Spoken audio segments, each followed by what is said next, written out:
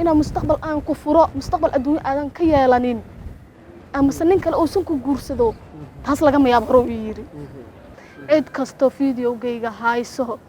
iyo cid kasto asiga kala shaqeynayso oo ogahay asibis ma sameynaa dad baa kala shaqeynooyo ina ilaahayga u baqaan maanta ninkii noolne one second kadib oo nafta ilaahay ka soo doonad karo mase biri sida aniga ay haysato walaashiis qabsanayso waxaan u sheegayaa dadka hayso videoyaashayda loo diray sida dhaqan ku xun loogu diray in iska taleedaan iska tirtiraan horaa loo yiri dad iyo duurba wax aadan filayn ayaa kaaga imaan kara maanta waxaa nala soo xiriirtay gabadhan da'da yar oo xarunta dhexe ee RTV nagu soo booqatay ujeedka ay halkan u timid ayaa ah in baraha bulshada la isku dhaafsanayo sawirro iyo video aan asturneyn oo iyada ah kuwaas oo ay sheegtay inay horay ula wadaagtay saygeedii hore oo ah qurbajoog ku nool dalka Mareykanka qaar badan oo ka mid ah ehelada iyo asxaabta gabadhan oo magaceeda aan ku soo koobnay Ramlo ayuu gaaray sawiradeeda oo laga dhigayo in si ku talagal ah isaga duubtay isla markaana ay tahay qof dhaqan xumadaas ku shaqeysata kuna darso sawirada qaar waxaa la raaciyay lambarka telefoonkeeda gacanta taas oo keentay in rag damac uu ku jiro ay la xiriireen RTV ma xaqiijin karo in qofka sawirada suuqa geliya uu yahay saygeeda oo ay noo sheegtay in aysan wanaag ku kala tagin waxaase ay naga codsatay inay bulshada la wadaagto in aysan raali ka ahayn ficiladaas oo sharafteeda loogu xadgudbayo wixii iyada ku dhacayna ay gabdhaheena kala qabsan karto waxay ila joogtaa walaasheen Ramla oo markaa qiso aad u xanuun badan ay ku dhacday inta sheekadan ay socoto waxaan qarin doonaa wajigeeda rasmiga ah walaasheen iyo sidoo kale magaceedu dhameystiran si markaa aysan dhibka hadda gaaray uusan dhib kale oo ka weyn uusan u gaarin walaal soo dhawow bal see wax kugu dhaceen iyo sababta halkan noogu imaaday iyo dhibaatada ku haysata maxay tahay السلام عليكم ورحمة الله وبركاته أد بعدي سلام يا تيفي آر مجاعي ورملة 19 أكتوبر سجاري طبعا كاسمير سنة عدة يدوي أوجايان فامل كيسة يأدير رديس ينبدون رديس ويحسن ويا معدن ولا يقوم مهرية وضد الصحة هاي صامرين ننكي تلفون سود يبو يوح أني معناها نين ناكتيس هانو هرتو نين ناك إلهي سبحانه وتعالى وحول هاي وحسكويهين مرو أستر بإسكويهين مركا وح أني مالتاس وأني أصير إسلو ذاقني نين ناكتيس أهان يوحو تلفون إيجا قاتي يعني سي قرصوني وبلاي ديك سحر أو إيجا قاتي با hadda inuu igu ataago sharaftaydan oo macnaha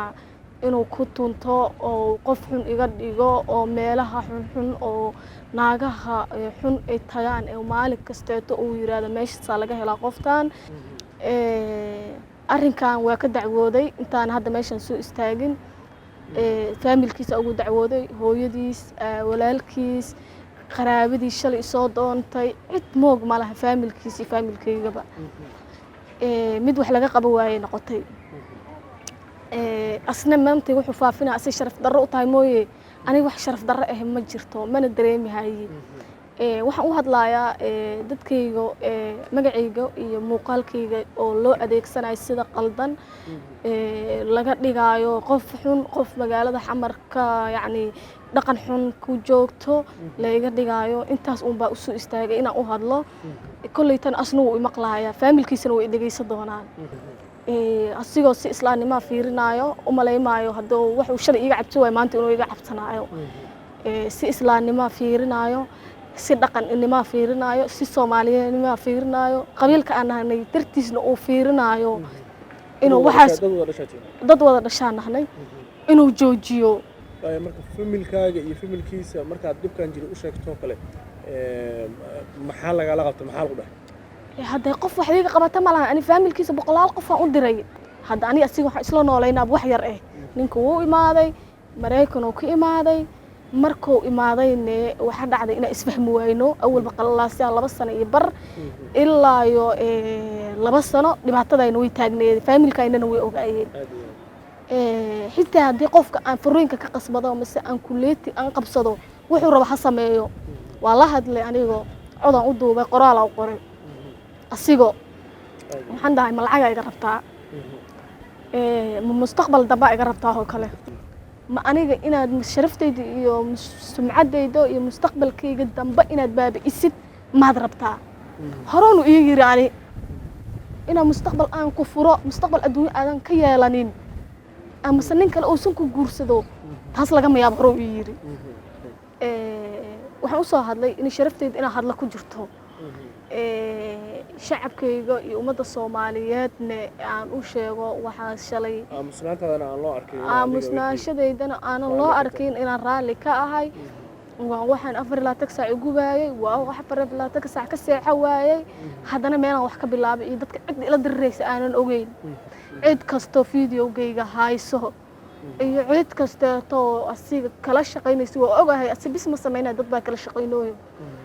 ina ilaahayga u baqaan maanta ninkii noolne 1 second kadib oo nafta ilaahay ka soo doonad kano mase biri sida aniga ay haysato walaashiis qabsanayso waxa uu sheegaya dadka hayso videoyaashayda loo diray sida dhaqan ku xun loogu diray in iska taleedaan iska tirtiraan taasaan ka codsan ummadda Soomaaliyeed oo ay u gaar videogaygo iska daayaan asaga soo haray horta walaalo waxa sameey karto waa sameysay waxa sameey karto waa sameysay sidaad wax u rabtana ha u dhacaan ma siisan u dhicin ani sharaftayda iyo noloshayda si fiican u ataagtay intaan ha kuugu filnaato intaan ha kuugu filnaato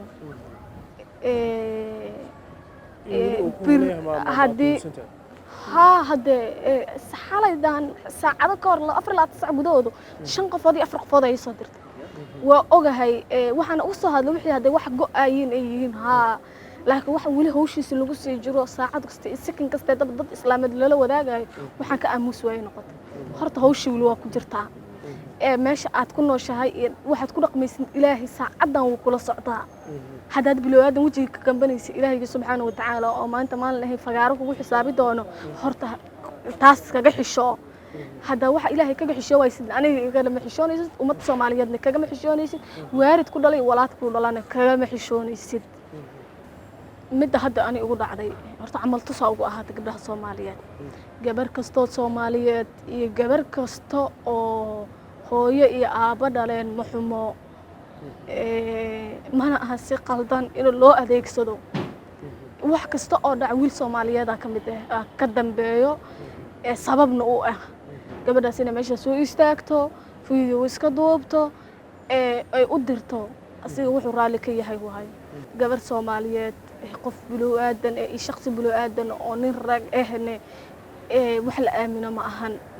qof biloo aadan lagu ma kalsoonaado ayakana wax ugu baaqaya dhibaatadaas ani soo gaartay koleyta boqolaal qof horena way gaartay boqolaal iga dambaysan way gaari doontaa inay ka digtoonaadaan dhibaatadaas iyo sumcad darradaas iyo sharaf darradaas wiilasha Soomaaliyeed u horseedayaan dhacdada ku dhacday Ramlo oo jiif iyo joogba u diiday waxay tusaale u tahay in ragga qaar ay wax walba ka suurtoobaan dumarkana looga baahan yahay inay ka fiirsadaan sawirada ay qof kale u dirayaan xitaa haddii uu yahay mid ka qabo Abbas Xuseen Muuse RTV Muqdisho.